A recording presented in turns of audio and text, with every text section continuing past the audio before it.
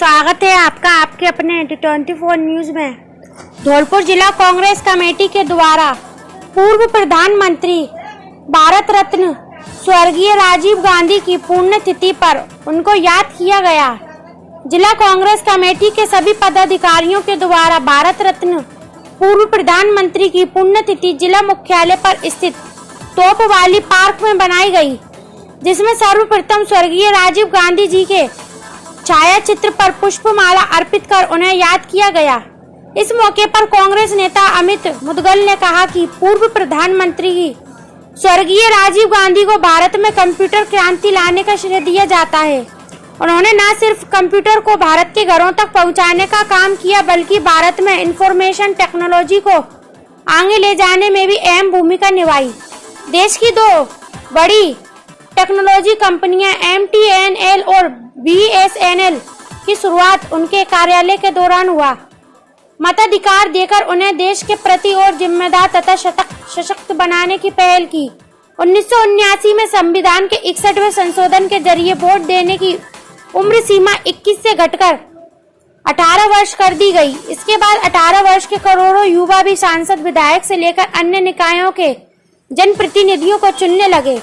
इस पर कांग्रेस अल्पसंख्यक जिला चेयरमैन उमर फारूक उस्मानी ने कहा कि राजीव गांधी ही थे जिन्होंने भारत में दूरसंचार क्रांति लेकर आए। आज जिस डिजिटल इंडिया की चर्चा है, उसकी संकल्पना राजीव गांधी अपने जमाने में कर चुके थे। उन्हें डिजिटल इंडिया का आर्किटेक्ट और सूचना तकनीक और दूरसंचार क्रांति का जनक कहा जाता है। राजीव गांधी की पहल पर अगस्त 1984 में भारतीय दूरसंचार नेटवर्क की स्थापना के लिए centre for development of telematics CDOT की स्थापना हुई। इस पहल से शहर से लेकर गांव तक दूरसंचार का जाल बिछना शुरू हुआ। जगह जगह PCO खुलने लगे, जिससे गांव की जनता भी संचार के मामले में देश दुनिया से जुड़ सकी। फिर 1986 में राजीव की पहल से ही MTNL की स्थापना हुई, जिससे दूरसंचार क्षेत्र में और प्रगति हुई। इस मौके पर राष्ट्रीय अल्पसंख्यक पिछड़ा वर्ग संगठन राजस्थान के प्रदेश अध्यक्ष आजाद मिश्रा ने बताया कि पंचायती राज से जुड़ी संस्थाएं मजबूती से विकास कार्य कर सके। इस सोच के साथ राजीव गांधी ने देश में पंचायती राज व्यवस्था को सशक्त बनाने का काम शुरू किया।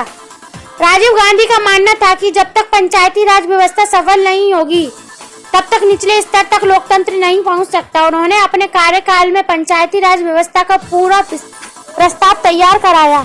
नमस्कार, मैं आजाद मिर्जा, जिला प्रवक्ता भारतीय युवा कांग्रेस राजस्थान धौलपुर।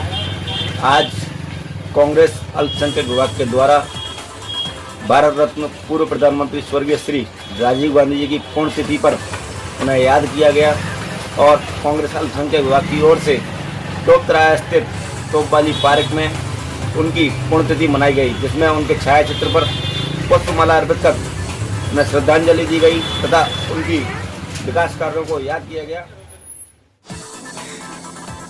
पश्चिमी विक्षोभ कमजोर पड़ते ही तापमान फिर बढ़ने लगा है।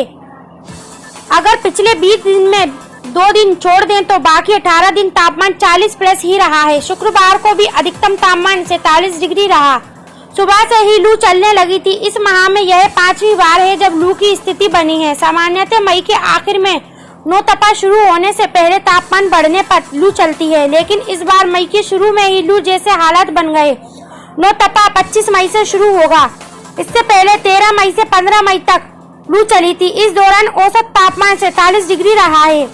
इधर भीषण गर्मी की वजह से जिले के बाजारों और सड़कों पर दोपहर में सन्नाटा पसरा रहा। सुबह 7 बजे से ही छतों पर रखी टंकियों का पानी गर्म हो गया। इंसानों के साथ पशु पक्षी भी गर्मी से परेशान होने लगे।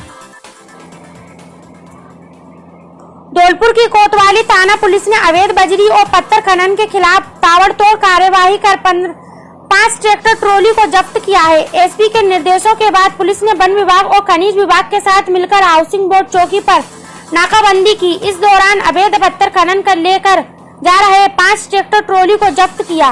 वन विभाग के सहयोग से जब्त 3 ट्रैक्टर को फॉरेस्ट एक्ट में कार्यवाही के लिए वन विभाग को सौंप दिया, जबकि 2 ट्रैक्टर ट्रॉली को जब्त कर पुलिस लाइन में खड़ा करवाया है। थाना प्रभारी अध्यात्म गौतम ने बताया कि SP के निर्देशों पर वन विभाग और खनिज विभाग के साथ मिलकर हाउसिंग बोर्ड चौकी पर नाकाबंदी की गई।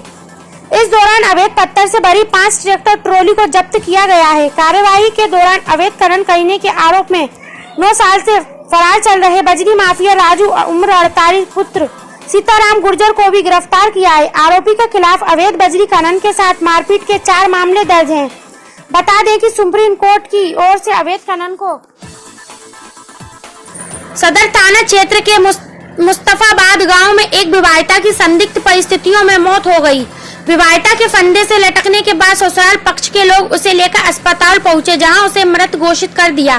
पीहर पक्ष के लोगों ने ससुराल पक्ष पर दहेज की खातिर प्रताड़ित करने का आरोप लगाते हुए विवाहिता की हत्या करने का मामला दर्ज कराया है। महिला थाना प्रभारी मंजू फौजदार ने बताया कि आगरा की रहने वाली महिला प्रेमवती ने मामला दर्ज कराया है। रिपोर्ट में बताया गया कि उसकी बेटी हेमलता की शादी मुस्तफाबाद गांव के राजवीर से 3 वर्ष पहले हुई थी। शादी के बाद से ही महिला का पति और ससुराल पक्ष के लोग उसे प्रताड़ित करते थे। दहेज की खातिर ससुराल पक्ष के लोगों ने विवाहिता के साथ कई बार मारपीट भी की थी, जिसकी शिकायत विवाहिता ने पीहर पक्ष के लोगों को की थी। थाना प्रभारी ने बताया कि पीहर पक्ष के लोगों ने ससुराल पक्ष पर महिला को प्रताड़ित कर हत्या करने का दर्ज मामला कराया है। धौलपुर में डीएसटी और कोतवाली थाना पुलिस के मध्य प्रदेश के 5,000 रुपए के एक इनामी बदमाश को गिरफ्तार किया है। पुलिस आरोपी से कड़ी पूछताछ कर रही है। कोतवाली थाना प्रभारी अध्यात्म गौतम ने बताया कि रात के समय गश्त के दौरान डीएसटी के सहयोग से केसरबाग रोड स्थित निर्माणाधीन मेडिकल कॉलेज के पास से इनामी बदमाश हरि सिंह उम्र 59 पुत्र रामस्वरूप गुर्जर को अरेस्ट किया है। आरोपी पुलिस को देखते ही भागने लगा था, लेकिन उससे पीछा करते हुए पकड़ लिया। पुलिस ने आरोपी के कब्जे से एक 315 बोर का देसी कट्टा और 2 जिंदा कारतूस भी जब्त किए हैं। आरोपी डकैत पर मध्य प्रदेश के पहाड़गंज थाने की ओर से 5,000 रुपए का इनाम घोषित किया हुआ है। पुलिस ने बताया कि इनामी बदमाश मध्य प्रदेश से आकर यहां फरारी काट रहा था। पुलिस ने आरोपी के खिलाफ आर्म्स एक्ट में केस दर्ज कर लिया है। साथ ही मध्य प्रदेश पुलिस को उसकी गिरफ्तारी की